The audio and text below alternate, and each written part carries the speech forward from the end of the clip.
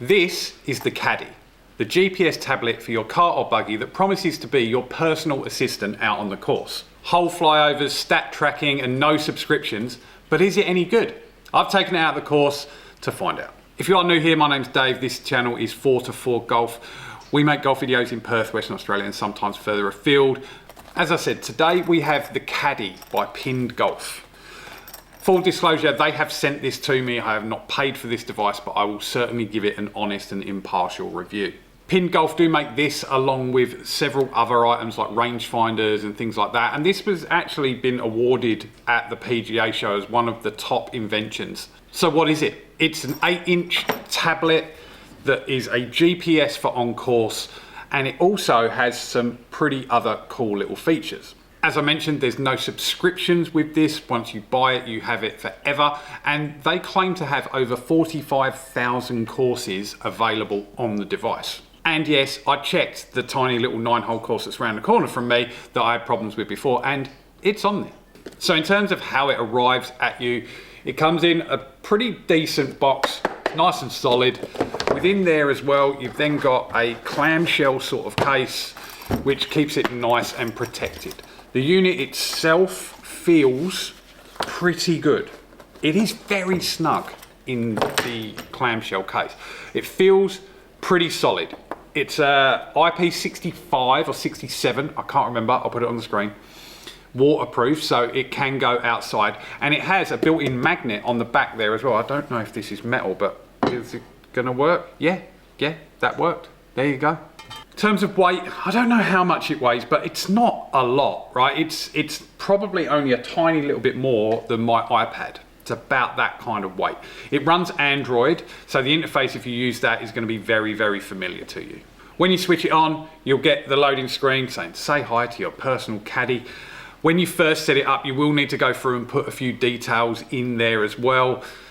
There were things like, obviously logging in with an email address, creating an account, those kind of things, but equally then your handicap level, your right hand, left hand orientation. Not sure why they need that, but hey, I didn't quibble it. And also setting your home course and downloading any other courses. The home course that you set will automatically download, and then if you add any other courses to it, you would just have to download those individually. I did need Wi-Fi when I initially set it up, so that's something to point out as well. Don't take it straight out onto the course.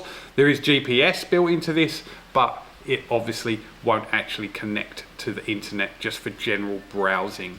I don't think anyway. So in terms of the interface, it's pretty straightforward, right? It's got the different clubs that sit within there. In fact, I took this out on course and set up all of this, so let's just cut to out there. Okay, so we've got the Caddie out on course now. Nice carry case, very good. It's got a little bit of protection, clamshell, I think they call that. This is what's really quite cool. While I turn this on, watch. Bang. And that now is actually quite a strong magnet. Like, it's actually quite difficult to move that. I'd feel pretty comfortable that that's going to stay there. We're at Quinana at the moment. I'm just going to do 9 holes, men's, starting 1. Just me. If we did want to add someone else in, we could, but we're just going to go start round for now. Got to the first hole. I've got a member with me. Does that seem correct to you? Yeah. Perfect. Play hole number 1. We get a nice little flyover initially, which is actually quite cool. Wow. Kind of centre of the fairway landing zone, and then how far that will give us. Bunkers look in the right place? They look spot on, mate. Excellent. As someone that's been in many of them, they look accurate. And there you go. We've got 500 to the back and 472 to the front of it. Then I think, yeah, I'm able to move around and see. And now the graphics are a bit basic, but they're as good as you see on any other kind of GPS unit or anything like that. I can't zoom, but I don't know why I would want to. I don't know what any of these buttons do at the moment, so we're just going to press wildly. I don't know what they do. All right, so we can go 3D actually. Oh, we were in 3D. All right, I can look at the green.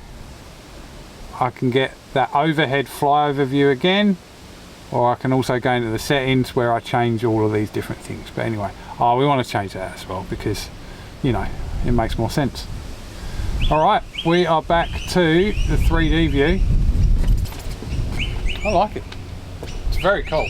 If I rode in a car a lot more, I would definitely consider getting this. Be interesting to see how it goes against the actual GPS that you've got in there as well. Yeah. We're actually going to go to the second hole. So to do that, it was pretty easy. It was just down the bottom, play the next hole. We'll do that. Again, it's going to give us our flyover. This time we've got a par 4. We've got 250 to get to around this point here. 356, and then I like that. I like that you've got distances to all of the hazards, even though I definitely can't hit it that far. Anyway, now watch this drive.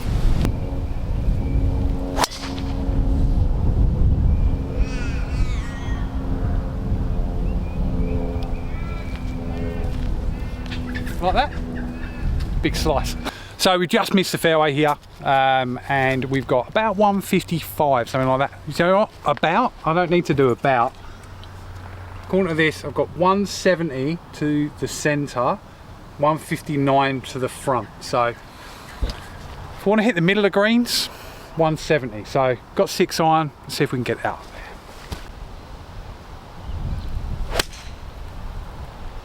Bit poly.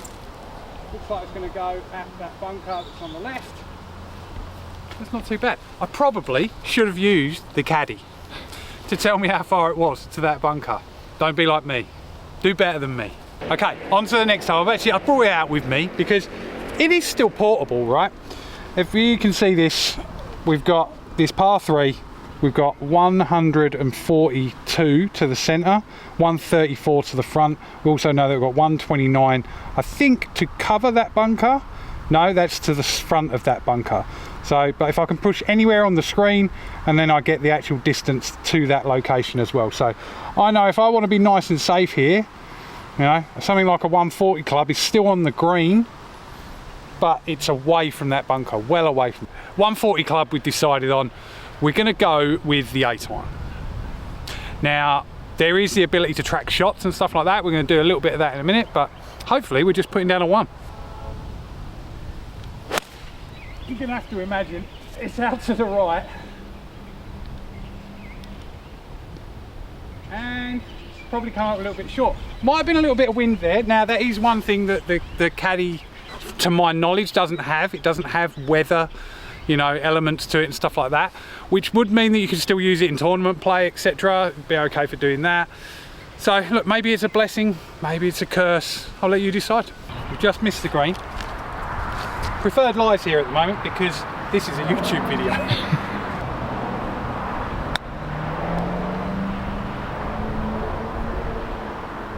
See it? It's not bad. Let's see if we can knock that in for par.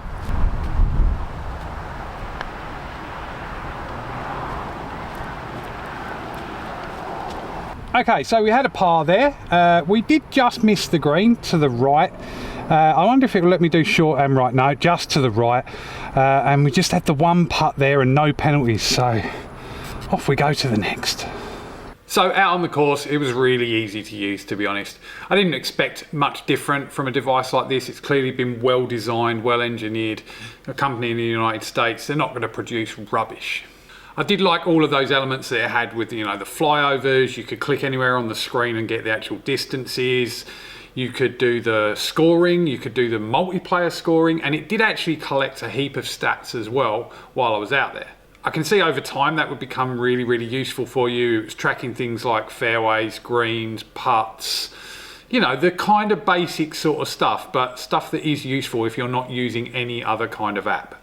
But that kind of brings me to who's going to use this. This, for me, this is for someone that spends most of their time playing golf in a cart. Quite honestly, that isn't me. All right, I like to walk. I have a remote MGI buggy that I use, and it's probably the best investment I ever made in my game. But if I was in a cart all the time and I wanted to get access to the GPS distances and have some kind of scoring, this would be really attractive. Up against its competitors that do the same thing, it's a little bit cheaper. And quite honestly, not having the ongoing subscriptions as well is a real positive. Don't know why I struggle with that word. The other thing it's great for is groups of people. You only need one of you to have this, and you can score all of you, and I'd imagine you can track all of you as individual golfers as well. Who it isn't for is people like me, to be honest, that walk most of the time, because unless you've got somewhere to actually mount it, like your push buggy or something has a metal element where it will stay, you're gonna have to carry the thing around or slide it into your bag, which it's not that bulky, but still there's probably something you could get on your phone, which is much easier to carry around on your person. There is no voice element as well, so those that do like to have actual distances, etc., read out to them, it doesn't have that featured functionality, so probably not for you there either. In terms of cost, this unit costs around 450 US, so around 400 pounds, or in Australia at the moment, the exchange rate, about $1.6 million, about 800. So anyway, onto the pros and cons of this. For me, the big one is the no ongoing subscription. While yeah, there is a bit of an outlay, no ongoings is massive, and you can just continue to use this, and it is being updated all of the time as well. Even in the time that I've had it, it's had 2 updates come out. It's a big clear screen, it responds well to touch, it's easily mounted with the magnet that's built into it as well, which is a really, really nice touch. The flyovers and layout previews, you know, you can go 2D or 3D on them. It's very good, you know, from that point of view. It shows all of the hazards on the course, etc. The mapping is pretty good, and I don't think you'd have any concerns from that point of view. Equally, the multiplayer scoring and the stats that you're going to gain from it as well will be useful to a lot of golfers. And then the cons. There's no getting away from it. This is bulkier than most other items you would use, right? So be that a rangefinder, be it a phone that's got an app running on it or something like that, this is bigger than all of those things. It's comparable to the screens that you see sometimes built in on golf carts. It's about that sort of size. It's probably a tiny little bit smaller. The other thing, and for me, this is a nightmare, you've got to remember to charge it as well. It does charge pretty quickly, and the battery only kind of drained about 10 or 15% or so in the 9 holes that I used it on. But, you know, it's one of them things that if you don't remember, you know, you're going to open it up and it's not going to work. I've take that against something like that runs on your phone, you're most likely going to remember to charge your phone when you're going to golf, unless you're trying to avoid someone. There's no Bluetooth functionality or anything like that. It would have been handy, I suppose, if the device itself could have had some 4G functionality, but I suppose there's additional cost that comes with that. But equally, with the no Bluetooth, it can't even connect to your actual phone and get any information displayed on your phone. You literally have to be looking at the tablet to get that information. And as I said, the biggest one is probably not great if you're a walker. If you're someone that walks all the time and you've got nowhere to mount it, it's probably not going to be for you. Some other things that I just realised I haven't actually mentioned, they're written on here, and maybe just some clarifications throughout. 8-inch to screen, built-in magnet, 54-hole battery life. So yeah, I played 9 holes, it went down by about 15%, so that's about right. Gorilla Glass screen on it, so nice and protected from there. IP65 waterproof, comes with a warranty of a year, 45,000 course maps, dynamic distances, no subscriptions fees, analytics, there's all stuff. Plus, pretty cool box.